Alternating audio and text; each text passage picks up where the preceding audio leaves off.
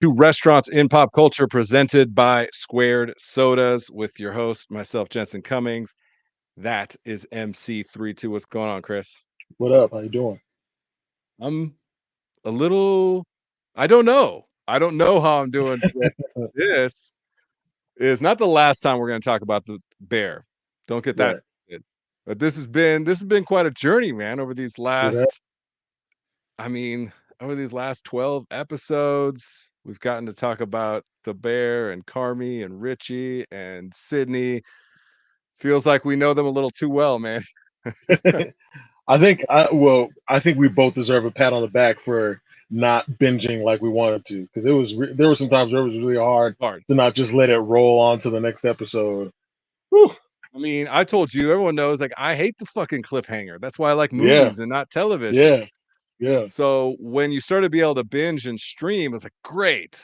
I don't Hmm. have to wait on this week-long cliffhanger.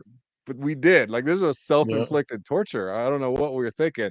I do feel though that each episode got its own moments. yeah. So I feel good about the approach that we took. They got their Agreed. own moments, and we got to layer on context and context and context as we learn more about the story.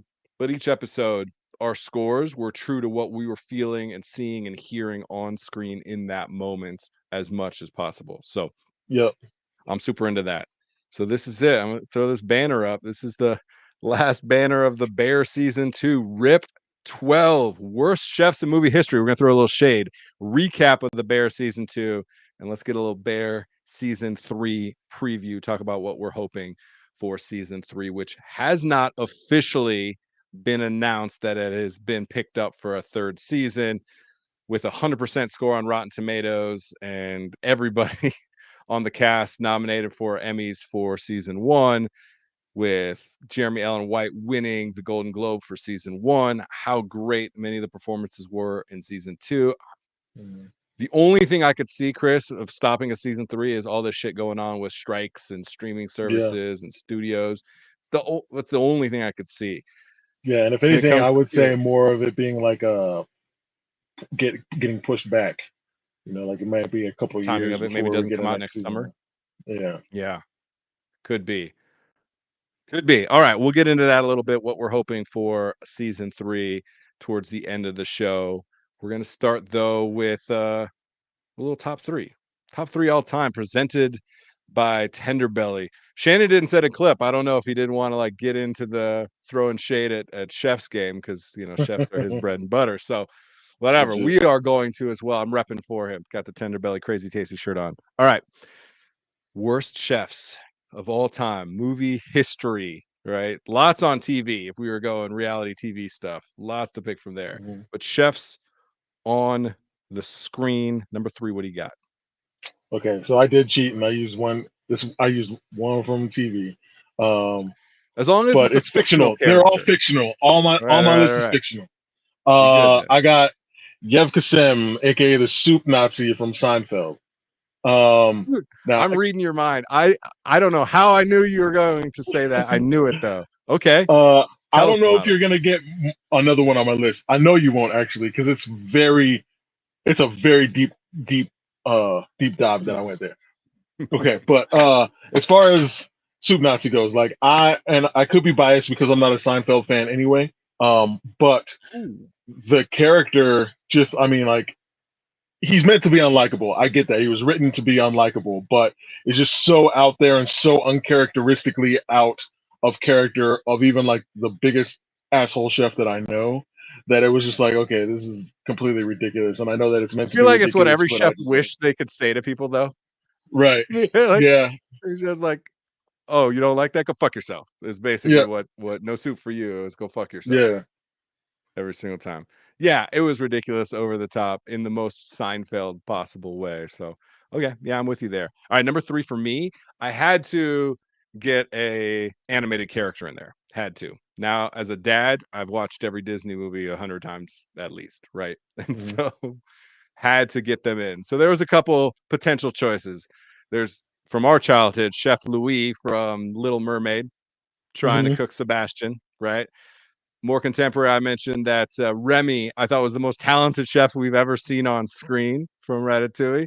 Well, Mm-hmm. Chef Skinner, voiced by the world famous Ian Holm, love that dude, was up for contention, but I ended up going with Chef, just titled Chef from Trolls.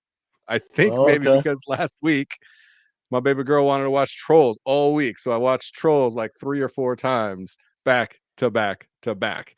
Voiced by Christine Baranski, who man, I think from The Good Wife, people might know if you watch that television show, is a great character in there. Just the angriest possible chef you could imagine, literally trying to cook and eat the main characters throughout. Their only value is if she can cook trolls for the little prince there, played by Christopher Mintz-Plasse of Mm-hmm. Superbad fame, Justin Timberlake, Anna Kendrick. Felt like that was my number 3 chef. Going animated. Okay. All right, what do you got for number 2? All right. Number 2, I got Luis Guzman's Chef in Waiting.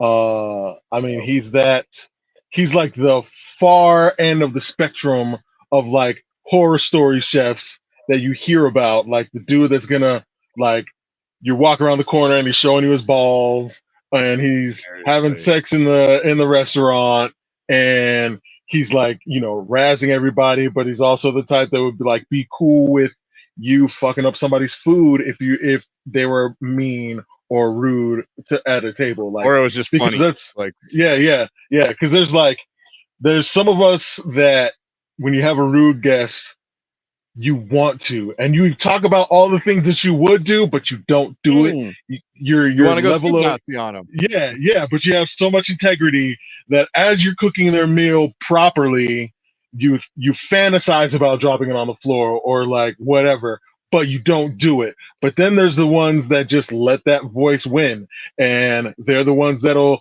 happily, put all kinds of stuff in your food, or the ones that will let their cooks do it and laugh it off or whatever. So just him being that prototype that, I mean, it exists, but in the worst way. And those are the Worst ones that way like you're always possible. worried about. Like that's why I personally am always trying to be extra nice to staff in, Yeah. especially like the lower caliber restaurants, like your Waffle Houses and your fast food places, because Oh, they're lower behind closed caliber doors. Waffle House. Yo, Hold up. come on, son. Oh man, come on. You don't like a number 2 smothered? Come on. So yeah, I try to mind my P's and Q's because I don't want to be eating spices from the floor. It gives us a bad name. I mean, that's Yeah, like the fear that so many people have. Are they going to yeah, spit in my food? No, we're not going to spit in your food. That fucking guy is an anomaly in a movie. No. yeah, We're more likely actually to go soup Nazi on and be like, just kick them out. We're done with them. yeah. Right. We don't choose What's them as yours? a customer. All What you right. got? Number 2, you're not going to like this one. Adam Jones from Burnt, Bradley Cooper. I know that you like this movie. We've talked about it before. I just think that I just don't like that dude. Mm, Like, I don't like too many things about him. Too many things were way too forced. What are a couple things that were just ridiculous to me? Would you pay me to work for me with that kid and then moves into their apartment with his mm, girlfriend? I'm like, the fuck? What the fuck are we doing here? yeah, I feel You you. know, that kind of ridiculous, like I walk on water type stuff is something that Hmm. unfortunately too many of us like tried to emulate. I think it's a lot of what the issues we had as chefs. We got way too big for our britches. We bought into all the hype. I struggled with buying into the hype. And so I talk about this where that moment where I feel like all of a sudden you get it so twisted in your mind where you think that you're just due that Michelin star, that everybody Mm, should just come and work for you, that literally you're going to move into this dude's apartments. Now, the one thing I will give him a little bit of credit for is shucking a million oysters. mm, The penance of that, I thought that was decent. But just the cliche-ness of it without like really digging deep. They tried to talk about the substance abuse and some of those things with Emma Thompson playing the psychiatrist. Mm-hmm. But I don't know. I just thought he was a dirtbag. Sienna Miller, Daniel Bruhl, Matthew Rhys, Uma Thurman in Mm-hmm. another in another movie scene that gets mentioned, not a Quentin Tarantino this time. So to me, I don't know. We have to get away from that chef, that Agree. prototype. To your Okay. point. All right, number All one. right. What do you got? My number one. Now, this is the deep dive, and this is again a TV show, but this is like a TV show that didn't last very long, but it stuck with me about how much I hated this character.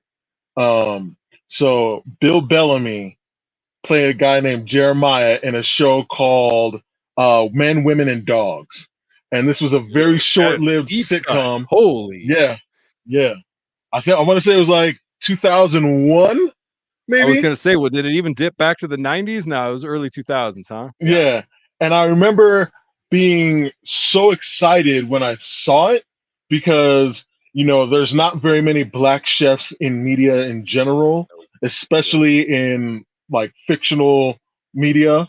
And so I was like, oh, dope, a black chef. Like, and I wanted to like hold on to that and really love the character. And then when I watched the show and the character Yeah. was so one dimensional and unrealistic, he was just like, they had him be this player who was a chef and basically all he did was come out and flirt with women in the dining room. And so he would have somebody come and tell him that there was an attractive woman. He'd come out with a dessert or whatever, sit down next to them and start flirting. And I'm like, yo, that's not like there's 0% of this that is actually realistic. And it started off being my number two. But then when I started thinking about the fact that at least Luis Guzman's character, his phenotype exists, and like this character that Bill Bellamy was portraying, I mean, like there may be 0.0000001% of chefs that are actually doing it in a player role or whatever and trying to do it to get chicks, but it generally does not work like that. It doesn't work like that at all. And he wasn't convincing as a chef whatsoever. And you're looking at the food that he's bringing out, and it looks like they popped it out of a Cisco container or a Shamrock container. And it was just like, I hated it so much, and I was mad because I wanted it to be good. I You wanted wanted that it to black chef to represent be a me. hero. Yeah, Yeah. yeah, Yeah, yeah, and yeah. it I mean, yeah. So dude, uh, I mean, it's funny when you talk about player, I think of the memes of like I think of MGK and Travis Barker, dirtbags all tatted up, scrawny little mhm, dudes, right? And then you got mhm, like the Kardashian and Megan Fox. It's right, like that's the player in a restaurant. Somehow that cook right, pulls yeah. a host or a server or Seriously, something. Not an actual player. We yeah. we we got no actual game. Give me a break, hmm man. he would come out in the dining room with it like a pristine, random like teal or like light blue colored chef coat with the first button undone. That how people do Yeah. that for some reason. Come And, on, Bill oh Bellamy, way too smooth yeah, to be chef. All right, I'm yeah, with you. I I'm with hated you. it. Okay, number one, worst chef ever, Julian Slowick. Ralph Fiennes the Menu. Mm, I mean, the dude who's straight up murdering guests and doing a little murder suicide with his staff. hmm Come on, Yep. that was just ridiculous to me. John Leguizamo in another food movie, like Stanley Tucci, Uma Thurman, and John Leguizamo, they find themselves into these movie roles. I think they like that world. Yeah. And this was such an oddity to me because what's his name? Mark Mylod. I don't know if I'm pronouncing that right, who is the director and the force behind Chef's Table, is the hmm director of this, right? So the beautiful cinematography of And Chef's that Table. totally makes sense. Adam McKay, right, who's done how many movies with Will Ferrell as a force behind it. So you know that there's a comedy twist there. Also, the writers hmm of it, Will Tracy and Seth Reese, were guys who like wrote for The Onion and wrote for Seth Meyers. So they had the clouts. I understand what they were trying to do with making it a complete dark satire. It was just so contrived, so forced, so uncomfortable, not in this wow, they're getting into stuff. But just what are we doing here? What course are we on? How many more courses are we hmm going to go through? Do we have to hear another one of these stories from him? Like, come on.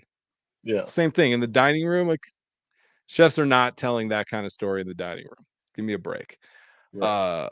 The burger, though, that burger did look real good. And Ralph Fiennes is a psychopath. He does a pretty good job. I did feel like he channeled a little too much of Red Dragon, and I thought he was going to take his chef coat off, show us his dragon tattoo, and go, "Do you see? Do you see?" And it was like a little too much channeling a past character that he played really well. It's my number one. What do you guys think of our list? Let us know. How did we do? We got some animated characters. We got some Playboy chefs. We got some burnouts. We got some egomaniacal, and we got some I don't know, bloodthirsty. What we got? Quite the lineup here. All right, solid list.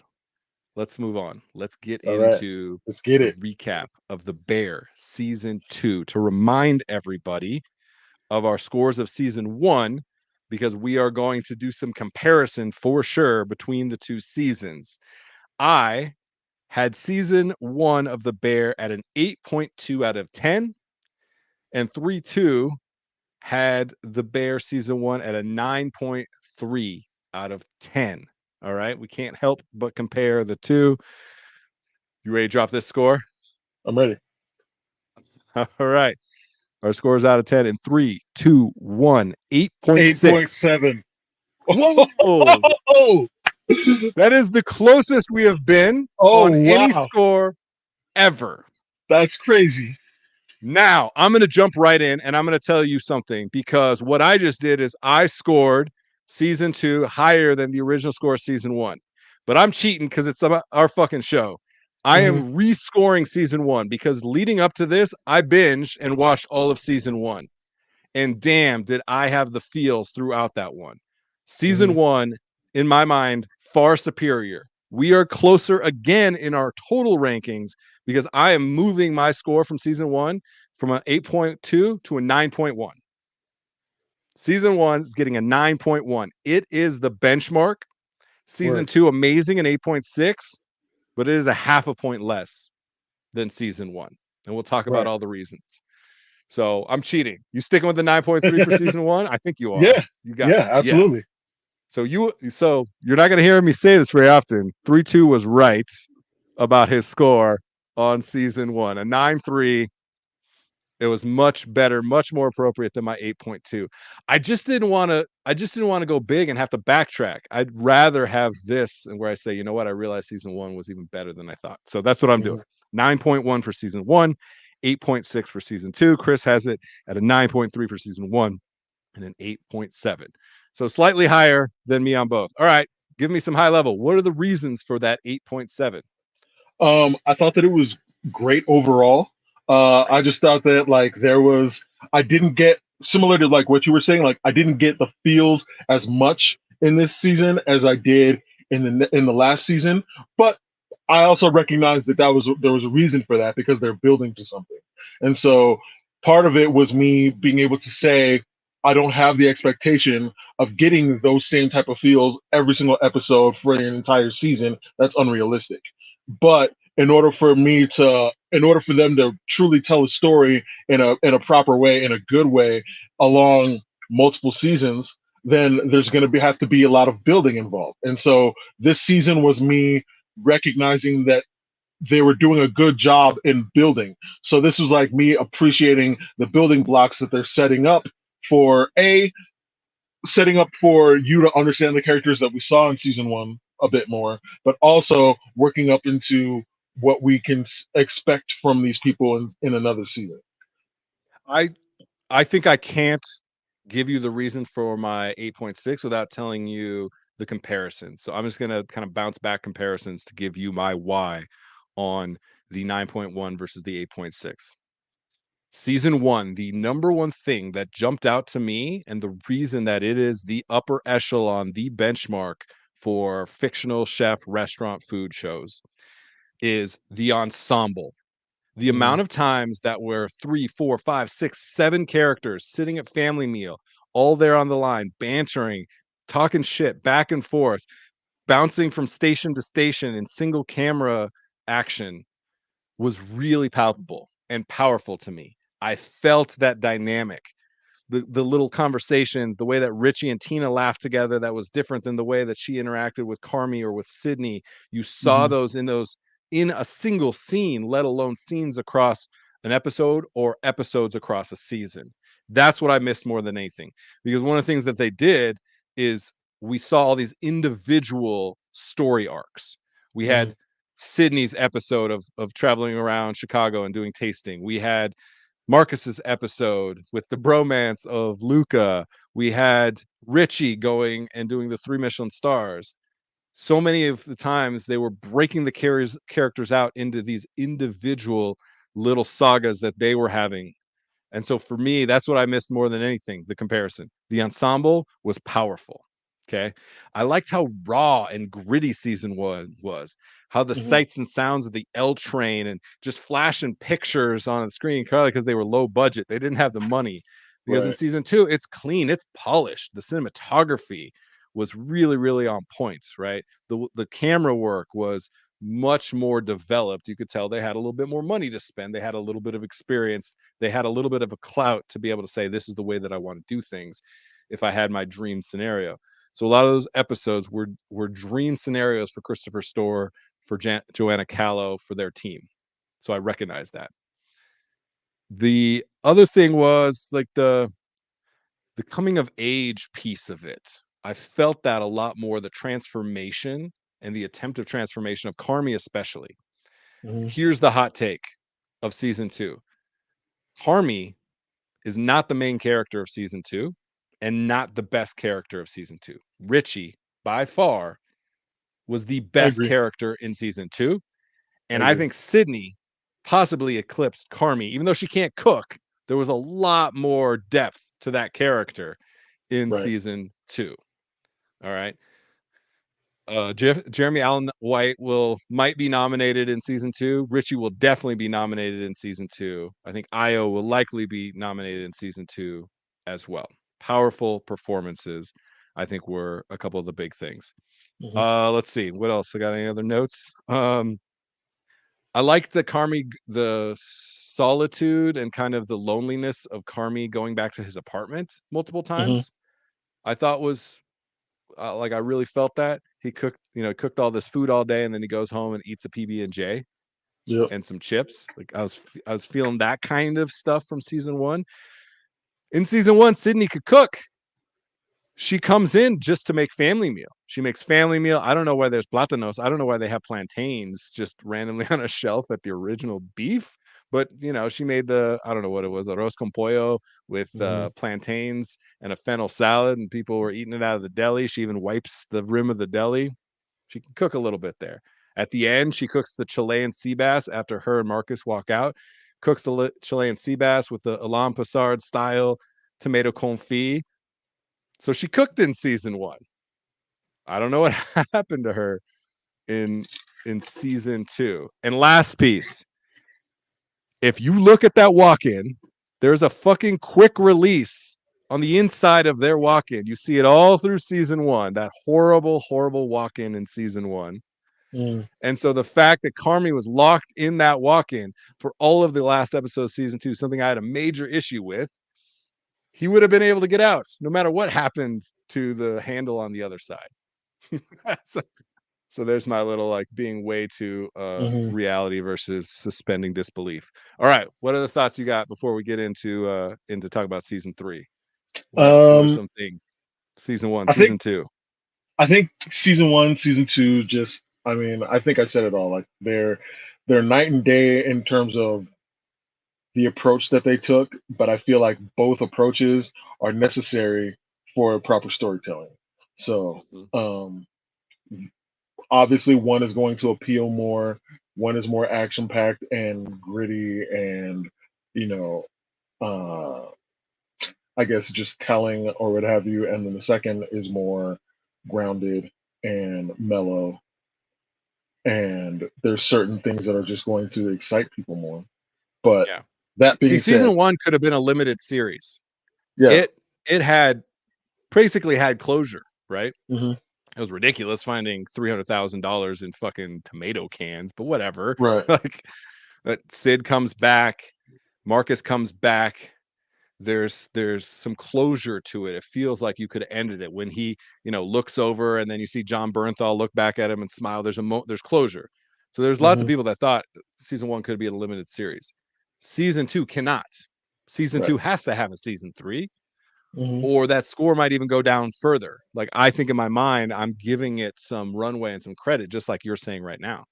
I Mhm. don't know if we should, because if they don't have a season 3, well, then my score probably changes because there's some Yeah. emptiness left there, Yeah. which I think is going to be important. Now, season 3 has not been announced officially, as we said, but there's been plenty of little things happening. One specifically is Christopher Storer had an interview with Esquire where he talked about season 3, that Io Edebiri is going to direct a couple episodes of season 3.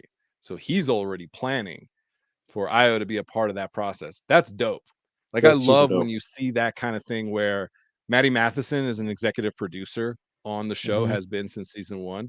So having like somebody who's a character care about what happens behind the camera, I Mhm. think leads to better stuff, better production, better things across the board. So I'm excited to see that play out a little bit and what that means as far as Christopher Storer kind of like lifting up the cast and crew going into season 3. So that was big for me. All right, here's one thing, and I want you to riff on this because you've already talked about this quite a few times in a lot of different ways in top threes and the Bear. The number one hope that I have for season 3 is that arc where they go and they get the Michelin star, the one Michelin star, and Mhm. then they go, you know what? Let's go back and cook something more humble and not go from, slinging sandwiches to Michelin star. Somewhere in the middle of that, I think, is nirvana for most chefs. And I think where Mhm. most chefs want to find themselves and see themselves today. There's a moment at the end of season 1 that very specifically, when Io Edebiri, Sydney, is standing there and they're ripping through all those cans, pulling money out of them. She's looking bewildered. Carmy looks over at her and says family style. And she goes, yeah. Tasting menu at the bar, walk up window for sandwiches. They already mapped out what the new restaurant was going to be. And then somewhere in developing season 2, they said, okay, no. Let's not do the thing that they already said they wanted to do with it. Let's go Michelin star, which I just didn't agree with, don't agree with. And so I'm hoping that they find a middle ground and maybe do that. The family style, tasting menu at the bar, walk up window to be able to have sandwiches to go, but are cooking at a high caliber. Mhm. That's my biggest hope. I know it's something you talk about. Run with that. What do you got? I'm looking for just overall. I'm calling it like I kind of had this, I guess, metaphor that season 1 was like a red season. It's like fiery and exciting and all that. Season 2 is a blue season. It's more emotional and all that. So I'm looking for a purple season where you get the perfect blend of both. And so you've got, because they did the work of setting up these dynamics with people. Like, one thing that I know is going to happen, I'm just trying to figure out how, is there's going to end up being a conflict with Cicero. You don't have a big daunting person in the Yeah. background that's in charge of your finances, who is constantly you know making sure that you're aware that, yes, we're friendly, but this is business, and I have no problem sticking to the business when you're messing with my money. And you don't have a person like that in the background for no reason. And you don't have them keep coming up Mm-hmm. gradually just as like a reminder, unless that's going to become a huge issue later. So I feel like Okay. it's going to become an issue where, and maybe that ties into what you're talking about. Maybe they get the star, but the star isn't getting them any money. And they realize that the way that they get money is by humbling down their food to where average people can get it. And once they start reeling it in a little bit and making it more Chicago or whatever, like more like Mm-hmm. the bear was, or whatever, then suddenly the money comes in, and that's how they save their asses. So they have to give up the star in order for them to save their asses, but then they end up prevailing in terms of food. So maybe that's a thing. Um, I also, this is something that you've talked about a lot all season 2. I want to see more Tina. Like they did such a good job of bringing a character like Tina to us in season 1, and then like subtly saying we're working on her growth in season 2, but it was more of like a background growth. And so I want to see her blossom now. Like she's in a position of management now. She's picked up some skills from culinary school. She's not just the petty like I worked here for so long I know everything. That's not her anymore. So like let us see what she is now. I'm looking forward to seeing how her and Sid's relationship and their bond kind of grows in relationship to that. I'm also I want them to like pick a that. lane. I want them to pick a lane with Carmi. Like either you're Yeah. going to allow him to grow enough to where he can have personal relationships and you're going to let him do that, or you're going to emotionally isolate him and just choose that. And that's going to be his character arc, is he's just a dude that doesn't appreciate anything good, and that's going to be his archetype. But the way that like you kind of bring in Claire, but then he sabotages Claire, and then his whole thing is just like, I It was don't deserve exhausting. anything good. It's very exhausting, and I feel like it weighs down the other characters somewhat. And so I feel like pick a lane, and if that's the lane that you're going to give him, cool, let that be them, but let that be that. But then you don't need to delve too much deeper in it, and let's see more from Richie, and let's see what's going on with Nat, because Nat has been kind of just like placed there as on the pegboard, but we don't exactly know. He's gonna have a kid in season 3, right? That's gonna change the dynamic as well. There's gonna be a whole different layer of family stuff. They've been teasing Richie as having the kid. What's going on there? Now she's gonna have a kid, so the third generation of family that we see, and I think you're going to see some of the drama with mom, Jamie Lee Curtis, right? That played out with Pete's character at the end, which I thought was a great scene for Chris Witaske to be able to have that scene. Imagine that being just like a kind of a rookie unknown B actor, and then you're like in a powerful scene with Jamie Lee Curtis, like what the right in a show that has 100% on Rotten Tomatoes.